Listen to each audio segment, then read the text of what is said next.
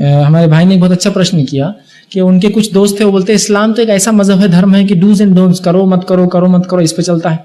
इसके बारे में मैं जो है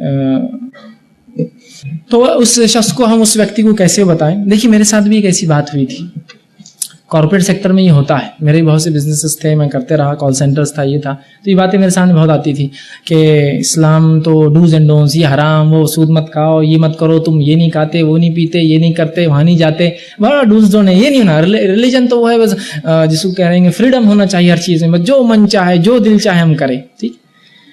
तो वो जो है बड़े परेशान थे, एक बार मेरे पास आए, मेरे अच्छे दोस्त थे, मेरे पास आए और एक दिन मुझसे कहा कि मेरी बहन के लिए जो है कोई अच्छा वर, कोई अच्छा लड़का नहीं मिल रहा, तो आप कोई उसके लिए लड़का तलाश कीजिए।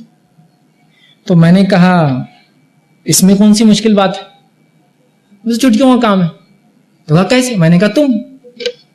तो कहा बहन से शादी। तो मैंने कहा क्या हुआ उसके अंदर? तो कहा ये तो मना है ना। मैंने डूज एंड डोंट्स तो नहीं है अपने पास कुछ भी, ये तो मना, किसने मना किया, किसने कहा कि नहीं होता, जस्ट गो ऑन कर लो। तो कहा नहीं नहीं ये तो गलत है।